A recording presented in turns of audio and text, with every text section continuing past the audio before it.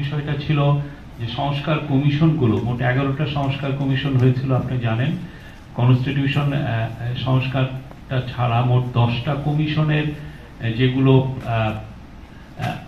আশু সুপারিশ যেগুলো বাস্তবায়নযোগ্য সেগুলো নিয়ে আজকে আবার একটা বড় আলোচনা হয় এবং আলোচনায় জানানো হয় যে আপনারা জানেন গত সপ্তাহে আমরা বলেছিলাম যে 121টি সুপারিশ বাস্তবায়নাধীন আছে, তার মধ্যে 16টি অলরেডি বাস্তবায়ন হয়েছে, 14টি আংশিক বাস্তবায়ন হয়েছে এবং বাকিগুলো বাস্তবায়নাধীন।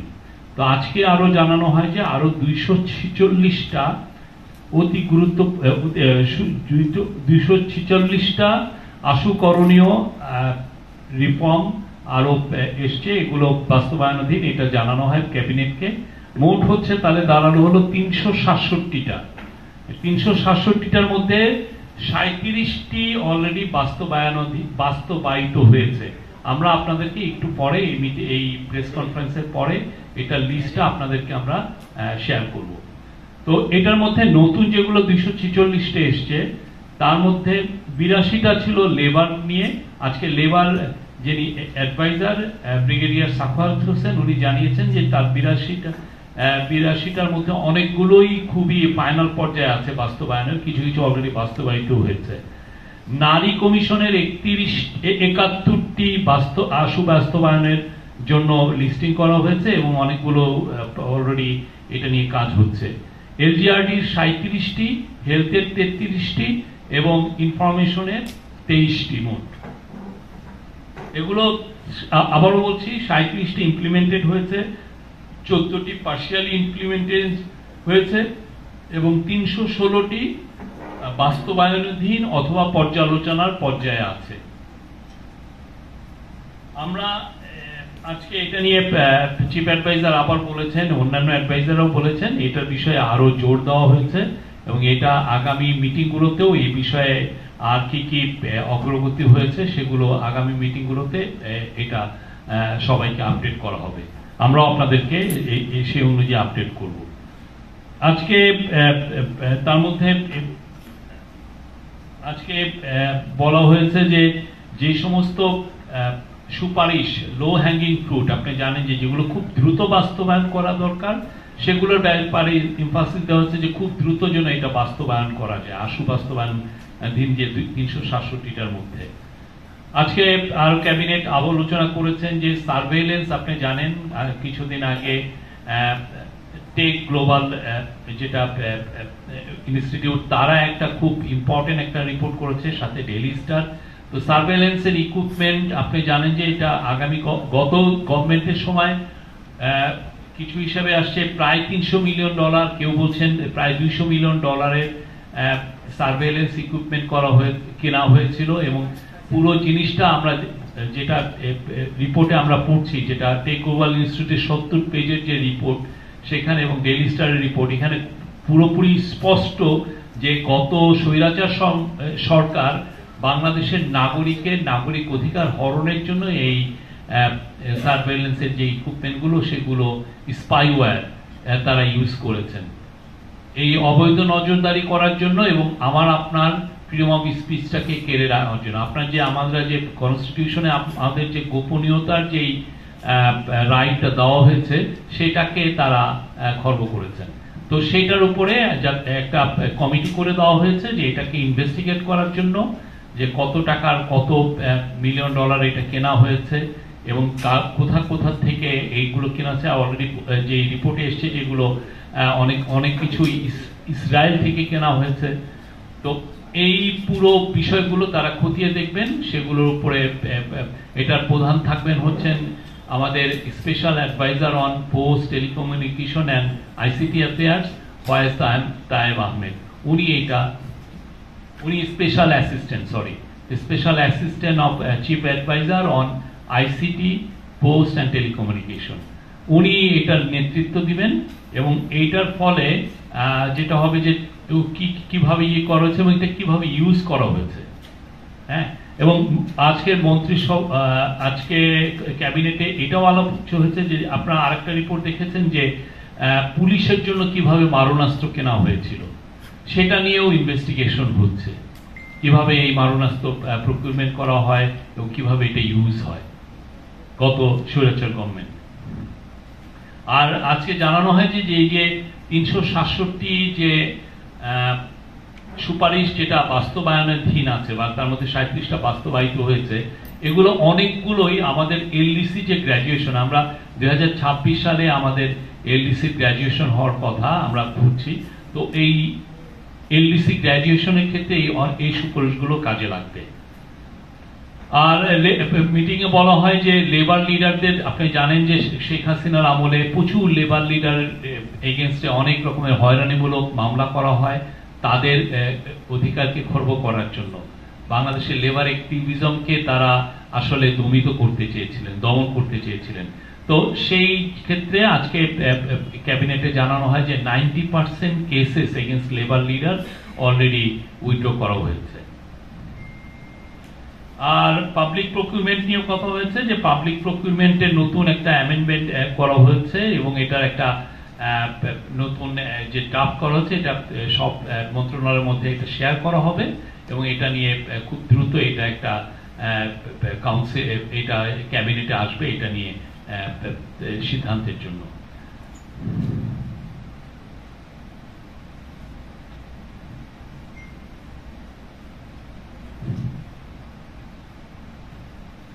এই ছিল আমাদের আজকের এই বিষয় নিয়ে আলাপ। এই আর মালয়েশিয়া নিয়ে আমরা বলতে পারি আমাদের একটা খুবই ফ্রুটফুল একটা ট্যুর হয়েছে। আমরা বলবো এটা একটা ল্যান্ডমার্ক ট্যুর ছিল। আমাদের চিফ অ্যাডভাইজার 11 তারিখ রাতে কুয়ালালামপুর গিয়ে পৌঁছান, তার 12 তারিখে তার সাথে বায়োলেটারাল মিটিং হয় মালয়েশিয়ার প্রাইম মিনিস্টার দাতু সেরি আনোয়ার ইব্রাহিমের সাথে, এবং সেই সাথে মালয়েশিয়ার অনেক মিনিস্টার ছিলেন ওই মিটিংয়ে। এবং এটা খুবই আমি বলবো যে ফলপ্রসূ একটা ট্যুর হয়েছে এবং এর ফলে বাংলাদেশ এবং মালয়েশিয়ার মধ্যে যে অলরেডি একটা ফ্রেন্ডলি রিলেশনশিপ আছে সেটা আরো শক্তিশালী হলো এবং আরো নতুন উচ্চতায় উঠলো। এইখানে অনেকগুলো বিষয় এসছে, আমরা বলবো প্রথম হচ্ছে যে মাইগ্রেন্ট ওয়েলফেয়ার নিয়ে অনেক কথা হয়েছে এবং এটা নিয়ে কিছু আমাদের কিছু প্রোগ্রেস ছিল। প্রথম ছিল যে মালয়েশিয়ায় যারা আমাদের শ্রমিক ভাই বোন যারা আছেন, যারা কাজ করছেন, তারা এখন থেকে মালয়েশিয়া আমাদেরকে জানিয়েছে যে প্রফেসর ইউনুসের সাথে যেটা ডেলিগেশন লেভেল টকসে এটা বলা হয়েছে যে মালয়েশিয়ায় যে বাংলাদেশি ওয়ার্কাররা, মালয়েশিয়ান যে ওয়ার্কাররা যে বেনিফিট গুলো পান, সোশ্যাল বেনিফিট বা যে সোশ্যাল প্রোটেকশন পান, ঠিক সেই ধরনের বেনিফিট তারা এখন থেকে এনজয় করবেন। আরেকটা হচ্ছে যে মালয়েশিয়া অনেকে যারা যান তাদের অনেকে ইংলিশের বিষয়ে, ইংলিশ ভাষায় দুর্বলতা আছে বা অনেকে মালয় ভাষা খুব সহজে রপ্ত করতে পারেন না, তাদের জন্য এখন থেকে ওরা একটা বাংলাতে, বাংলা ভাষায় যাতে কমপ্লেন লঞ্চ করতে পারেন সেই বিষয়ে তারা আজকে এই মিটিং এ বলা হয়েছে যে তারা এটা ওপেন করছে বাংলাদেশি ভাষা, বাংলা ভাষাভাষী শ্রমিকদের জন্য। তারপর হচ্ছে যারা আনডকুমেন্টেড এবং ইরেগুলার মালয়েশিয়ায় যে বাংলাদেশি ওয়ার্কাররা আছে তাদের বিষয়ে আজকে আমাদের মিটিং এ আমাদের যিনি প্রবাসী কল্যাণ অ্যাডভাইজার আসিফ নজরুল স্যার এটা উঠিয়েছিলেন এবং সেটা মালয়েশিয়ার কর্তৃপক্ষকে জানা হয়েছে যে তাদেরকে যেন তারা ইরেগুলার মাইগ্রেন্টদেরকে যাতে রেগুলারাইজ করা হয়। তো মালয়েশিয়া যখন প্রফেসর ইউনুস ফিরে আসছিলেন তখন আসার সময় এয়ারপোর্টে মালয়েশিয়ান প্রাইম মিনিস্টার তাকে ফোন করেছিলেন, বলেছিলেন যে এই বিষয়গুলোই আলাপ হয়েছে এই ডেলিগেশন লেভেল টকসে, প্রত্যেকটা এই বিষয়গুলো তারা তাদের ক্যাবিনেটে তো উঠাবেন। আরো যেটা হচ্ছে যে নিউ রিক্রুটমেন্টের বিষয়ে একটা আমাদের তরফ থেকে আমরা বলেছি যে সিকিউরিটি গার্ড এবং কেয়ার গিভার, আপনি জানেন মালয়েশিয়ান সোসাইটিও এজিং হচ্ছে আর সিকিউরিটি গার্ড, ওদের প্রচুর সিকিউরিটি গার্ডের প্রয়োজন। তো এই দুইটা বিষয়ে তাদেরকে আরো বলা হয়েছে এবং আমরা আশা করছি এটার সামনে এটার বিষয়ে প্রোগ্রেস দেখব। আর হচ্ছে যে আমাদের মোর দেন 10,000 স্টুডেন্ট ওইখানে মালয়েশিয়ায় গ্র্যাজুয়েশন করছে বা অনেকে কেউ কেউ পোস্ট গ্র্যাজুয়েশন করছে। তো এই গ্র্যাজুয়েট প্লাস একটা ফ্যাসিলিটি আছে যেটার আওতায় মালয়েশিয়া অন্যান্য দেশের যারা স্টুডেন্ট যারা ওইখানে পড়াশোনা করে তারা গ্র্যাজুয়েট প্লাসের এই সুবিধার আওতায় কাজ পান। তারা কোনো ফ্যাক্টরিতে কাজ করেন, কোনো বড় প্রতিষ্ঠানে কাজ করেন।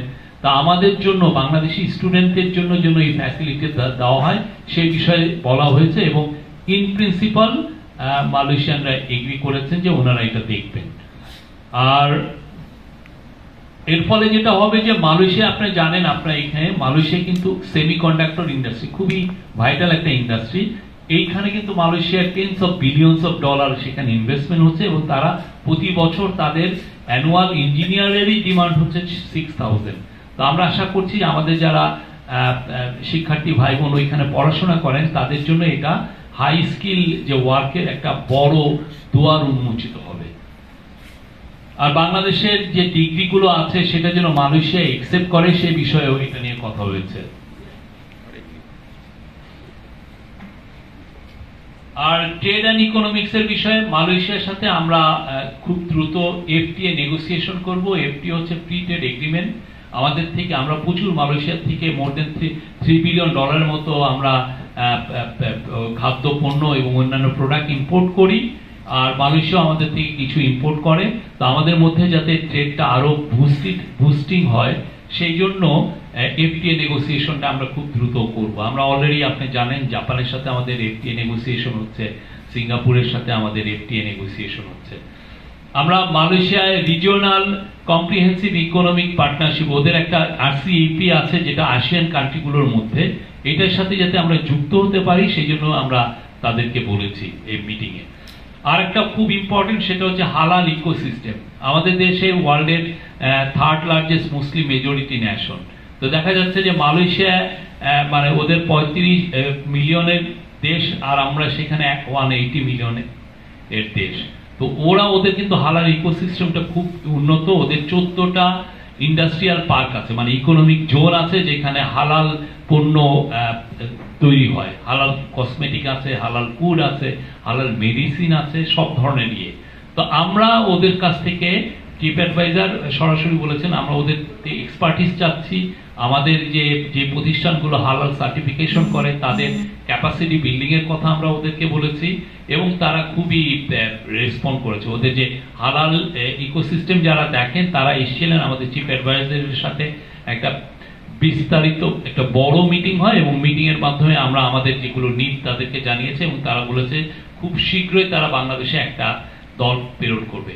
আমাদের এখানে কিছু ইস্যু আছে যে হালাল সার্টিফিকেশন কারা দিবে, এটা ইসলামী ফাউন্ডেশন দিবে নাকি বিএসটিআই যেটা শিল্প মন্ত্রণালয় তারা দিবে। সেই বিষয়ে প্রফেসর ইউনূস কিন্তু যাওয়ার আগেই নির্দেশ দিয়েছিলেন সংশ্লিষ্ট মন্ত্রণালয়গুলোকে যে এই বিষয়টা খুব দ্রুত যেন রিজলভ করা হয় এবং এটার জন্য আর আমরা ওদের কাছ থেকে চাচ্ছি, আমরা, আপনি জানেন, বাংলাদেশে অনেকগুলো ইকোনমিক জোন আছে। আমরা এমন একটা ইকোনমিক জোন করতে চাচ্ছি সেটা হচ্ছে হালাল ইকোনমিক জোন বা হালাল ইন্ডাস্ট্রিয়াল পার্ক। সেখানে হালাল পণ্য তৈরি হবে এবং এটার মূল হলো সিংহভাগ আমাদের লোকাল মার্কেটে এবং বাইরে যাতে এক্সপোর্ট হয় সেটা। আমরা আসলে হালাল যে পুরো মার্কেটটা সেটা $3 ট্রিলিয়ন মার্কেট। আমরা চাচ্ছি যে এই মার্কেটে আমরা এই জায়গায় আমরা আমাদের জায়গাটা তৈরি করে নিতে। মালয়েশিয়া খুবই বড় প্লেয়ার। আমরা মনে করি যে আমাদের কোম্পানিগুলো যেরকম সক্ষমতা অর্জন করছে খুব শীঘ্রই তারা এই বিষয়ে ভালো কিছু করতে পারবে।